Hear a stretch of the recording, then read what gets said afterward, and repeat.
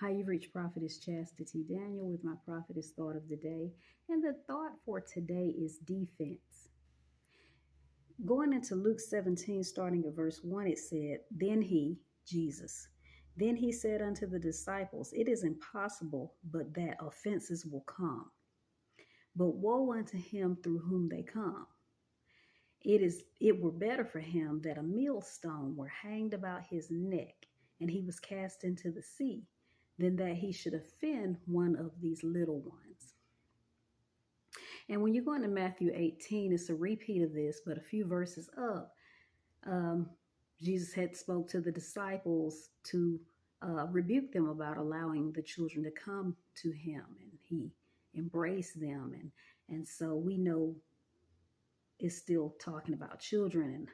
And, when he says, woe unto him through whom they come, he's saying different offenses may come, different people will come against you, but woe unto that person. Woe was really bad. Well, really bad things will happen to that person that brings that to you. And he's speaking of, it's better for them, of course, to be a millstone hanged about their neck. And we know that a millstone was something very large that will weigh them down to where they could not swim back up to the surface of the sea, and they were cast into the sea. He's saying, and that's pretty bad, but he's saying better than that happened than that he should offend one of these little ones.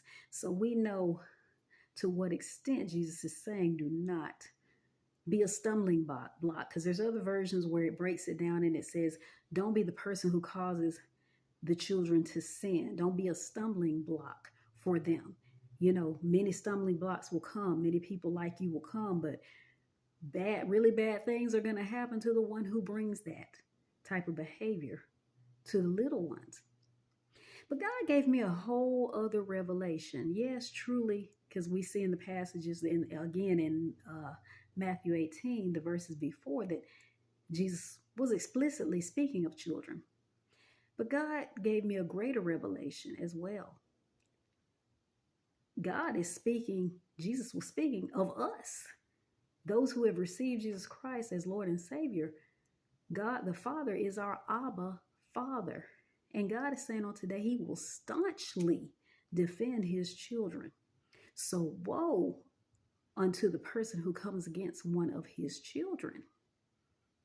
Not all of us are, just because we claim Jesus Christ and wear Christian bumper stickers and big ugly crosses that we're not supposed to wear anyway, doesn't mean we're Christians.